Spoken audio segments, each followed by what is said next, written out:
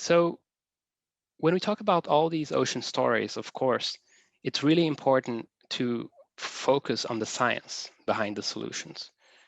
And though we call it the ocean decade is really about the ocean science and ocean knowledge for sustainable development. So I know that a lot of times, the key research lying behind every key ocean story may seem a little technical, and it may hard to get to the bottom of it, particularly because, okay, granted, the scientific community is not always the best at communicating the specific angle from their research that would interest readers.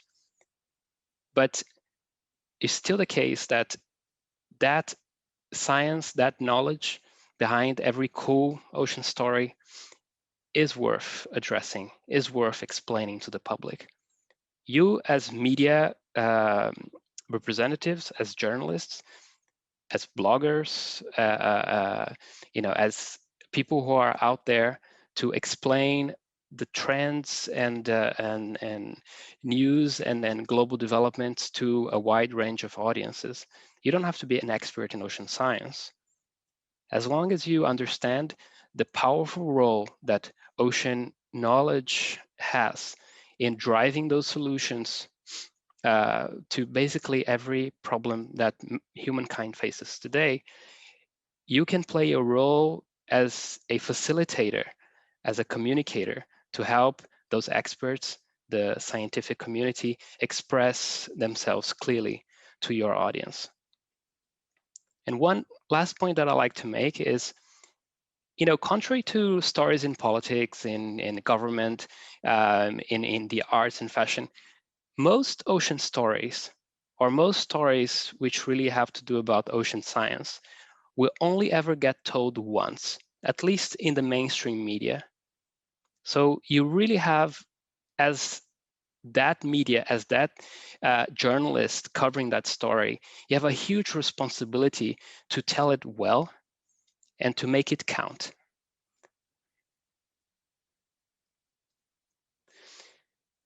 Now, the ocean stories that I've mentioned, the science behind it, it's all fine, but of course you need, for a good storytelling, to really focus on the characters. And you do have a lot of the characters out there. You have the entrepreneur, you have the legislator, you have the researcher, you have the fashion designer, the artist. These people in each of these groups are already committed to some degree, shape, form to ocean science. They are, waiting to have their story told, and you can find them regardless of where you look. Sometimes you have to look for the story a bit deeper into these different communities, but they are there. We've seen that here and there they pop up in mainstream media. I think it's just a matter of having that shared understanding that those stories exist and that they're just waiting to be told.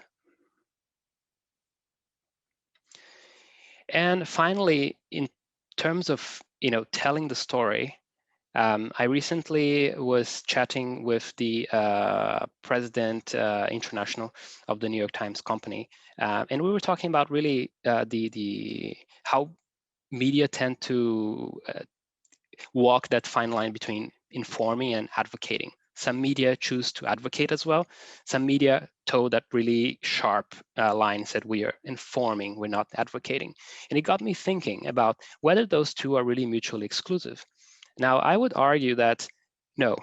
The moment that, as a media, you make a commitment to inform your readers about the ocean knowledge, about science in general, in a faithful and a reliable manner, at that point, you are advocating for science. You are advocating against fake news. You are advocating for quality information. So of course, you don't have to go out there and pick and choose which solutions should be developed when, which marine protected area should be created where. But you can be advocates of a much more neutral, sort of science-led, knowledge-led, sustainable, equitable blue economy. And I think that is really not at all at odds with the informative role that journalists have traditionally played.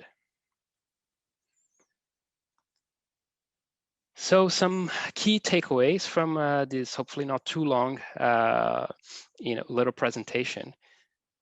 You as a media can play a key role in the success of the Ocean Decade. You can amaze people, you can drive and help scale solutions, and you can pick out, identify, uncover the solutions that already exist. You can bring ocean stories out of the environment page or inserts and really spread them out throughout the different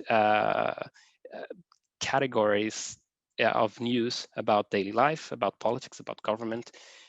You really can get ocean out of the environment page and broaden its reach. And you can become advocates of science, of quality information by merely doing what journalism has always done, which is to provide quality information and facilitate the communication between experts and their stories and the larger public. Thank you very much. This was a quick but hopefully nice